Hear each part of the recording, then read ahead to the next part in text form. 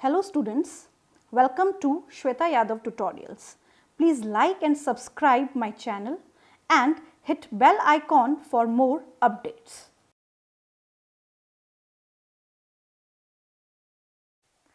अभी तक हमने जीन ट्रांसफ़र के डिफरेंट मेथड्स पढ़े कि किस तरीके से जीन ट्रांसफ़र बैक्टीरियल सेल में किया गया, प्लांट सेल में या एनिमल सेल में किया गया, डिफरेंट वेक्टर्स की हेल्प से। जब हम वेक्टर नाम लेते हैं, इसका सिंपल सा मतलब होता है कि वेक्टर मीडिएटेड जीन ट्रांसफर है, वेक्टर की सहायता से जीन ट्रांसफर हो रहा है। In this video we will discuss about the direct method of gene transfer. Direct method है मतलब किसी की सहायता नहीं ली गई है, और सहायक कौन है? वेक्टर है। सिंपल सा कहने का मतलब है अगर जीन ट्रांसफर में वेक्टर आ जाए तो वो वेक्टर की सहायता से होने वाला जीन ट्रांसफर है, यानी कि वो इनडायरेक्ट मेथड है। और अगर वेक्टर नहीं है तो that method is known as direct method of gene transfer. So here direct method, simply we can say that it is a vectorless gene transfer, बिना वेक्टर की सहायता से होने वाला जीन ट्रांसफर। इसमें बहुत सारे मेथड्स हैं। सबसे पहला मेथड हम पढ़ने जा रहे हैं micro injection. First one is micro injection. Normally हम सभी के कभी ना कभी इंजेक्शन लगा होता है, that is also a injection, and in this वो मेडिसिन फिल की जाती है और सबक्यूटेनियसली इंजेक्शन लगाया जाता है। यहाँ पे भी प्रोसेस इंजेक्शन वाला सेम है। इंजेक्शन वाला सेम का मतलब क्या है कि यहाँ पे इंजेक्शन में दवाई नहीं भरी जाती है, एक छोटा इंजेक्शन लिया जाता है जिसको माइक्रो इंजेक्शन बोला जाता है, और उस माइक्रो इंजेक्शन में भरा जाता है डिजायर्ड जीन, यानी कि डिजायर्ड जीन को टारगेटेड सेल में या होस्ट सेल में पहुंचाने के लिए इंजेक्शन या माइक्रो इंजेक्शन का यूज किया जाता है। सो here it is a micro injection. This micro injection having desired gene or the foreign gene or the gene of interest, जिसे टारगेट सेल या होस्ट सेल में ट्रांसफर करना है। तो ये होस्ट सेल है, ये होस्ट सेल है, यहां पे ट्रांसफर इसको करना है। अब यहाँ पे ये जो माइक्रो इंजेक्शन है, इस माइक्रो इंजेक्शन में डिजायर्ड जीन फिल किया गया, टारगेटेड सेल को होल्ड करने के लिए एक वैक्यूम क्रिएट किया गया। तो यहाँ पे इस तरीके से वैक्यूम क्रिएट किया जाता है जिससे इस टारगेट सेल को होल्ड किया जा सके। एक वैक्यूम से टारगेट सेल को पकड़ा जाता है और इंजेक्शन की सहायता से डिजायर्ड जीन इंसर्ट किया जाता है। अब यहाँ पे क्या ध्यान रखा जाता है कि ये जो सेल है, टारगेटेड सेल जो है, इस सेल में ये न्यूक्लियस है, इस सेल में ये है न्यूक्लियस। तो यहां पे desired gene nucleus of the cell में इंसर्ट किया जाता है। ये न्यूक्लियस ऑफ द सेल है, यहां पे डिजायर्ड जीन इंसर्ट किया जाता है जिससे ये डिजायर्ड जीन इस सेल के डीएनए के साथ इनकॉर्पोरेट या इसके साथ इंटीग्रेट हो जाए। तो यहां पे ये इसका डीएनए है, इस होस्ट सेल का या टारगेटेड सेल का डीएनए है, और ये डिजायर्ड जीन है, और ये डिजायर्ड जीन इस सेल के डीएनए के साथ इंटीग्रेट हो जाता है। तो यहाँ पे ध्यान ये रखा जाता है कि कहाँ पे डिजायर्ड जीन ट्रांसफर किया जाए, कहाँ पे इंसर्ट किया जाए, डायरेक्टली न्यूक्लियस में। अब क्वेश्चन ये आता है कि माइक्रो इंजेक्शन किस टाइप की सेल के लिए ज्यादा फ्रूटफुल है, किसमें बेहतरीन तरीके से काम कर सकता है। So this method is best for animal cell. Why? Animal cell devoid of cell wall, animal cell में सेल वॉल नहीं होती। अब एनिमल सेल में जब सेल वॉल नहीं होती है तो केवल प्लाज्मा मेम्ब्रेन है, और वहां से माइक्रो इंजेक्शन की सहायता से डिजायर्ड जीन को इंसर्ट करना आसान है, ट्रांसफर करना आसान है। मान लीजिए ये सेल होती प्लांट सेल, ये सेल होती प्लांट सेल, मान लीजिए प्लांट सेल है। अब इस प्लांट सेल में ये सेल वॉल है, सेल वॉल के अंदर एक और बाउंड्री है जिसको हम कहते हैं सेल मेम्ब्रेन, ये रही cell membrane.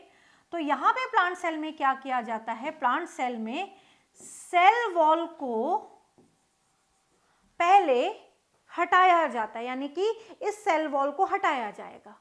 When the cell wall is removed from the plant cell, the particular cell is known as protoplast. When जब हम सेल वॉल को हटाते हैं तो इसको हम क्या बोलते हैं, प्रोटोप्लास्ट। प्रोटोप्लास्ट तो प्लांट सेल में किया जा सकता है सेल वॉल को हटा के, बट ज्यादा अच्छे तरीके से ये काम करता है एनिमल सेल में। तो डायरेक्ट मेथड में सबसे पहला मेथड हमने पढ़ा माइक्रो इंजेक्शन, डायरेक्टली सेल की न्यूक्लियस में ट्रांसफर किया गया डिजायर्ड जीन, जिससे ये डिजायर्ड जीन इस पर्टिकुलर टारगेटेड सेल के डीएनए के साथ इनकॉर्पोरेट या उसमें इंटीग्रेट हो जाए, right. Next method is known as electroporation. नाम से पता चल रहा है इलेक्ट्रोपोरेशन, इलेक्ट्रो का मतलब इलेक्ट्रिसिटी दी गई, पोरेशन का मतलब है पोर्स डेवलप किए गए। तो साधारण सा कहने का मतलब ये है कि इलेक्ट्रिक फील्ड की help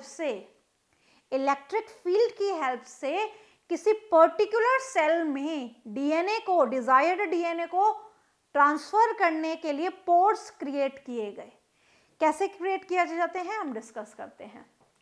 it creates transients or temporary pore in the plasma membrane to facilitate entry of foreign DNA। मान लीजिए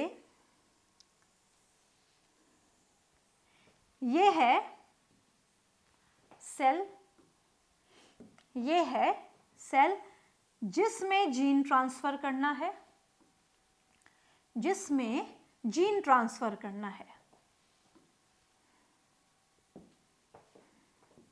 ये जीन ट्रांसफर करना है और इस सेल में जीन ट्रांसफर करना है।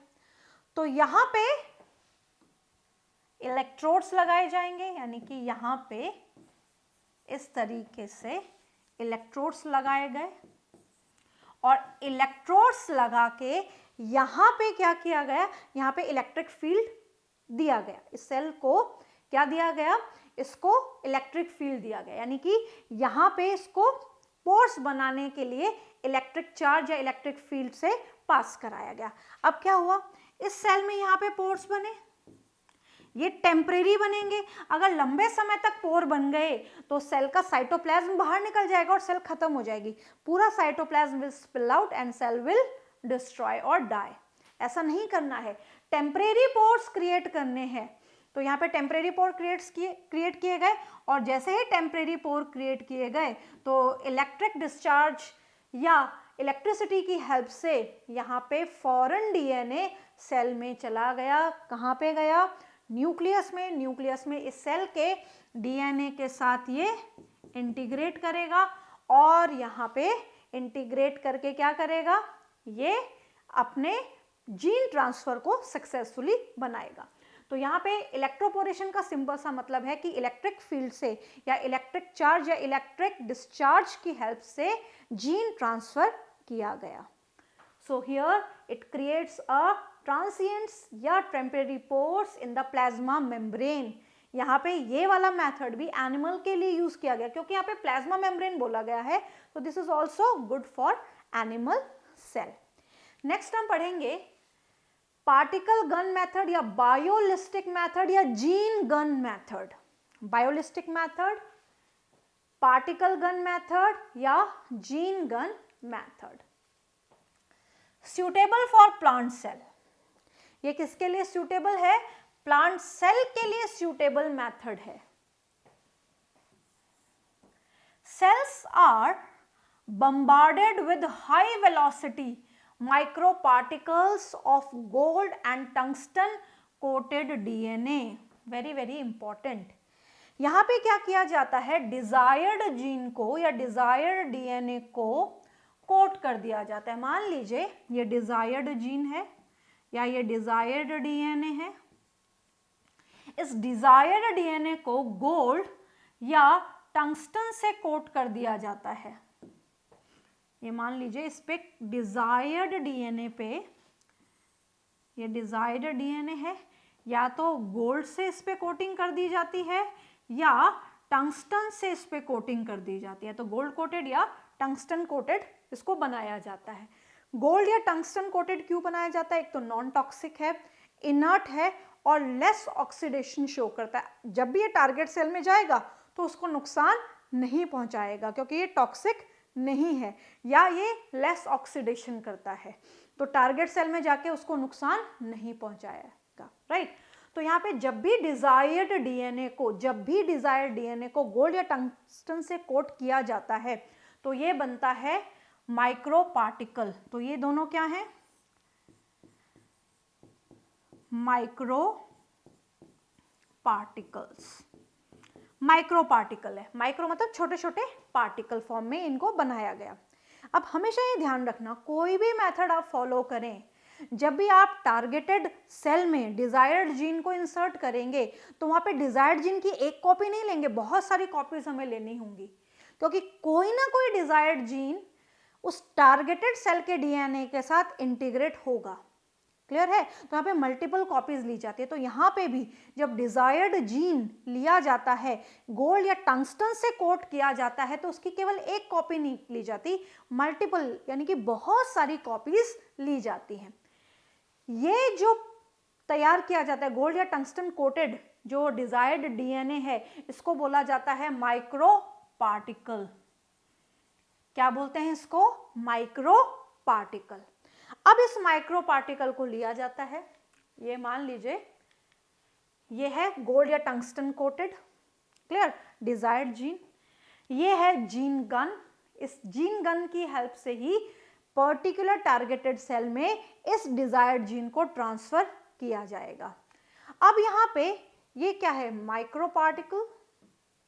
माइक्रो पार्टिकल इस पूरे एपरेटस में, इस पूरे डिवाइस में इन माइक्रो पार्टिकल्स को यहाँ पे लोड कर दिया जाता है, जैसे नॉर्मली गन में लोड किया जाता है। क्लियर? तो जैसे माइक्रो पार्टिकल को यहाँ पे लोड किया गया, जब इन माइक्रो पार्टिकल्स को यानी कि डिजायर्ड जीन जो गोल्ड या टंगस्टन से कोटेड है, इनको यहाँ पे लोड किया जाता है, तो इनको माइक्रो प्रोजेक्टाइल भी बोला जाता है। क्या बोला जाता है? Micro projectile. क्लियर? जैसे नॉर्मली गन में बुलेट लोड करते हैं, उसी तरीके से यहाँ पे इस पर्टिकुलर गन में बुलेट ना लोड करके माइक्रो पार्टिकल या माइक्रो प्रोजेक्टाइल को लोड किया जाता है। क्या होते हैं? डिजायर्ड जीन, जिन पे गोल्ड या टंगस्टन की कोटिंग की गई है। अब यहाँ पे हाई स्पीड या हाई वेलोसिटी से इन माइक्रो प्रोजेक्टाइल को टारगेटेड सेल में क्या कराया जाता है? टारगेट किया जाता है। बहुत सारे यहाँ पे लोड किए गए, हम देख सकते हैं कि यहाँ पे एक नहीं है, बहुत सारे हैं। और यहाँ पे टारगेट सेल से, एक टारगेट सेल नहीं है, बहुत सारी टारगेट सेल्स हैं। तो यहाँ पे बहुत तेजी से बहुत हाई स्पीड पे इनको यहाँ से टारगेट सेल पे इनको पहुंचाया जाता है। इसको कहते हैं बम्बार्डिंग की जाती है। तो टारगेट सेल पे किसकी बम्बार्डिंग की जाती है? माइक्रो प्रोजेक्टाइल या माइक्रो पार्टिकल की बम्बार्डिंग की जाती है। यहाँ पे स्पीड अच्छी रखी जाती है जिससे इस टारगेट सेल के न्यूक्लियस में ये डायरेक्टली डिजायर्ड जीन या माइक्रो पार्टिकल चला जाए। क्लियर? बहुत जरूरत से ज्यादा भी स्पीड नहीं रखी जाती कि जो सेल है उसको क्रॉस करके ही माइक्रो प्रोजेक्टाइल आगे निकल जाए और उसमें जाए ही ना, इतनी भी स्पीड रखी नहीं जाती। तो यहाँ पे स्पीड अकॉर्डिंगली मैनेज की जाती है, यानी कि हाई वेलोसिटी जो है वो अकॉर्डिंगली मैनेज की जाती है। तो हम यहाँ क्या देख सकते हैं? यहाँ